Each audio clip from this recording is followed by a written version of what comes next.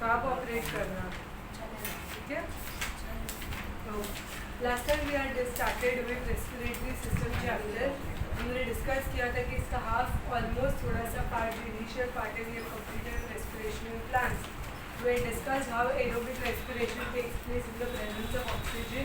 We discussed about anaerobic respiration which takes place in the absence of oxygen.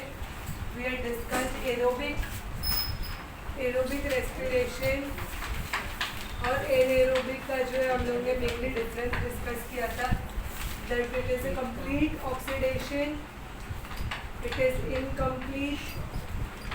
फिर हम लोगों ने discuss किया था यहाँ पे CO2, H2O और 38 ATP बनते हैं। यहाँ पे हमने डिस्कस किया था इधर अल्कोहल। और in humans if we see then lactic acid is produced along with small amount of heat energy, correct? Am I right? Okay. So now when we see 180 gram of glucose, जब 180 gram of glucose को हम लोग हमारे body में digest करते हैं, we produce approximately 636 calories of energy. ये 686 calorie जो एनर्जी है ना, उसमें से अप्रॉक्सीमेटली 420 एनर्जी जो है that is liberated as heat energy. मतलब क्या, हमें ग्लूकोज से इतनी सारी एनर्जी मिल जाती है, लेकिन इतनी सारी मिलने के बावजूद जो 420 अमाउंट है ना, 420 is basically a part of heat energy. क्यों? कि जब भी कोई डाइजेशन होता है तो डाइजेशन में एक एनर्जी भी कन्वर्जन होता है। क्यों? क्योंकि हम लोग ने मैकेनिकल एनर्जी को एक हीट एनर्जी में ट्रांसफॉर्म किया, तो इसीलिए 420 एनर्जी हमारी एक्स्ट्रा जो रिलीज हुई that is in the form of heat. For example again I tell you, अगर सपोज तुम कॉन्स्टेंटली हैंड्स रब करोगे तो क्या होगा, heat energy liberated. So this same way, in the same way, when we continue mixing and churning of the food, 420 calories of energy is liberated as heat energy. समझेगा इतना? Clear? 1000%? Okay. हमने last chapter में ये भी discuss किया था कि इसमें 38 ATP और यहाँ पे अगर 2 ATP है, ओके, तो अगर जूल के फॉर्म में डिस्कस करें तो जूल के फॉर्म में कितना joule of energy is release in aerobic respiration.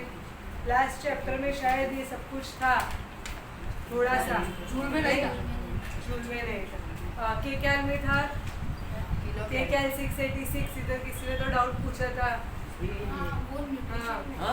Nutrition में था, वो न्यूट्रिशन न्यूट्रिशन में था। चलो ठीक है, तो 686 का हम लोग ने बाइफर्केशन कर लिया, 280 उसमें से 480 उसमें से हीट एनर्जी। अब जूल के फॉर्म में देखें तो कितना जूल रिलीज होता है यहाँ पे, किसी को थोड़ा सा भी अंदाजा आइडिया है? किसी को आइडिया है जूल में वो कितना रिलीज होगा? 686 बाबू, हाँ, तो कितना होता है? काउंट करो सब लोग, चलो। यशो बोल रहा है 686 को जब हम लोग 4.18 से मल्टीप्लाई करेंगे तो उतना आएगा। करो मल्टीप्लाई फटाफट। क्या क्या?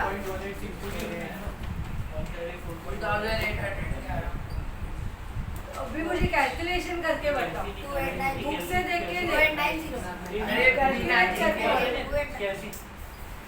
मुझे पता है आप UCMS नहीं जाते हो, आपका मैथ इतना पावरफुल नहीं है, आपको स्पेशल बेचारे 2890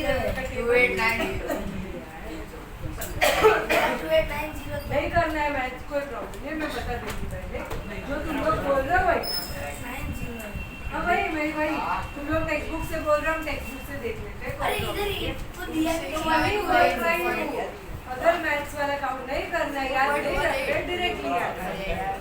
सो 2890 अप्रॉक्सीमेटली हम लोग जब ये करते हैं उसको मल्टीप्लाई 4.18 और 4.2 राउंड फिगर करके, तो इतना जूल के फॉर्म में अपने को एनर्जी मिलता है फ्रॉम ATP।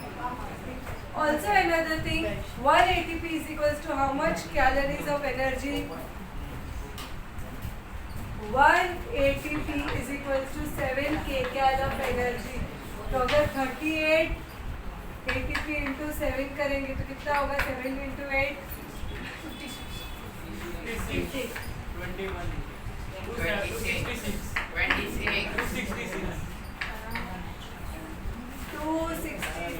plus 420 कितना होता है?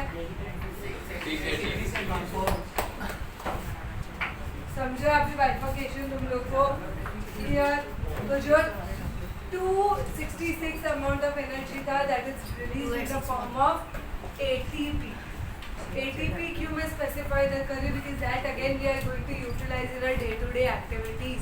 जो हमारे कैलोरीज बर्न होने वाली है, कैलोरीज स्टोर होकर हम लोग बाकी और डे टू डे एक्टिविटीज में यूज करने वाले, दैट इज दिस 266. लेकिन हमारी जो एक्स्ट्रा 480 है that is liberated in the form of, याद रहेगा इतना सा कैलकुलेशन.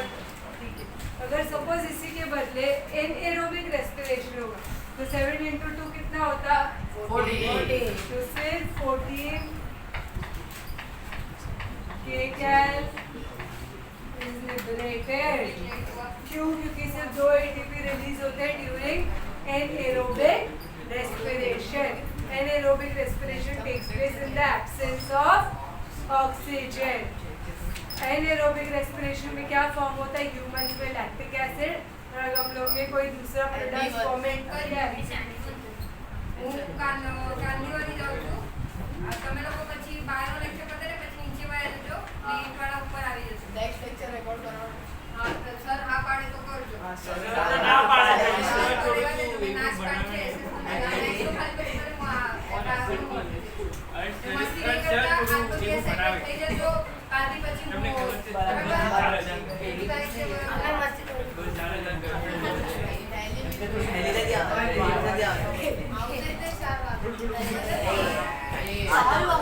એમને બી એક છૂટી આપો. રિલેક્સ. એમને કાંદીવાળી મોકલી દો. શાંતતા ठेवा. कभी है छुट्टी? दक्ष. अरे हाँ. Yes. WhatsApp पे ને શારદાવાળા એ કેમિસ્ટ્રીની એક્ઝામ સર સાથે વાત થઈ ગઈ કાલે જ છે. Okay. Next we come to, हम लोग एनारोबिक रेस्पिरेशन डिस्कस कर रहे थे. अगर सपोज एनारोबिक रेस्पिरेशन में सपोज कोई दूसरा प्रोडक्ट सब्सटेंस फॉर्मेट किया है तो क्या बनेगा? इधर अल्कोहल, दैट इज हमारा इथाइल अल्कोहल, इथेनॉल बनेगा. क्लियर? श्योर? अगर दोनों में डिफरेंट सिग्नेचर है तो anaerobic respiration is quite a slow process. Why? Because again it takes place in the presence of insufficient oxygen or absence of oxygen. याद रहेगा? Clear? So one very important in anaerobic respiration is that it is a slow process. It produces lactic acid. It does not produce carbon dioxide, and the total amount of energy released is less. तो 4 point याद रखने हैं. Repeat after me. First point, slow process. lactic acid. Slow process. Slow process.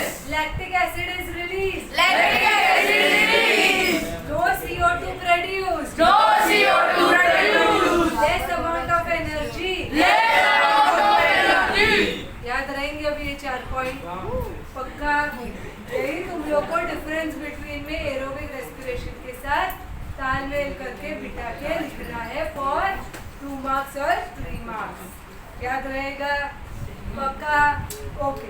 Suppose अगर anaerobic respiration को हम लोग plants discuss करें तो प्लांट्स, सपोज ये है शौर्य प्लांट और भव्य है एनिमल.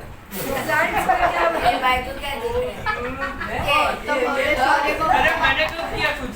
तो प्लांट्स में क्यों बोल रहा है? तो प्लांट्स में जब मैं ग्लूकोज का ब्रेकडाउन करूंगी तो क्या बनेगा? इथेनॉल. अगर एनिमल में ब्रेकडाउन हो रहा है तो lactic acid. यहाँ पे ही energy release is more. Here the energy release will be comparatively less. ठीक है? याद रहेंगे ये सिर्फ 2 पॉइंट्स. श्योर?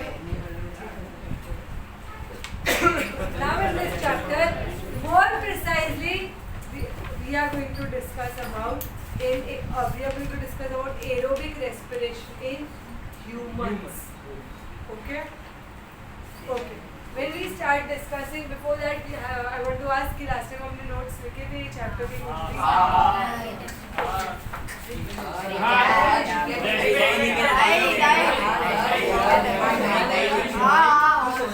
ये क्या देख रहे हैं? रेस्पिरेशन लिखा तो है। Now I want you all to write what am I dictating. Start. दो पार्ट बनाओ, एनारोबिक और एरोबिक। बोलो। पहले कच्चा एरोबिक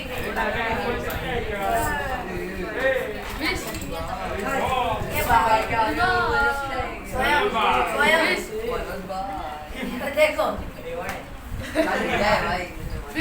पहले एरोबिक लिखे के आप ऐसे पॉइंट वाइज बोलोगे तो फिर ऐसा होता है। Aerobic respiration anaerobic respiration.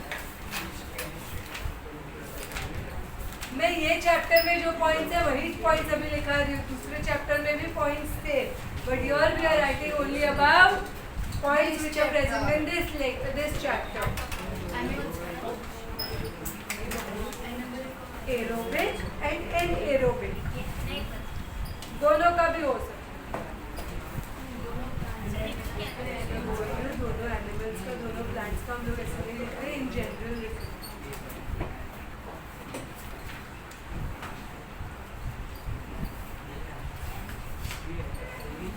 चलो right the reaction. Text book में रिएक्शन भव्या, टेक्स्ट बुक में रिएक्शन है सुना। आप बातें क्यों कर रहे हो? रिएक्शन दिया है ना जो एरोबिक में और एनारोबिक में, वो कॉपी करके लिखो टेक्स्ट बुक में। कौन सा एनिमल वाला लिखो?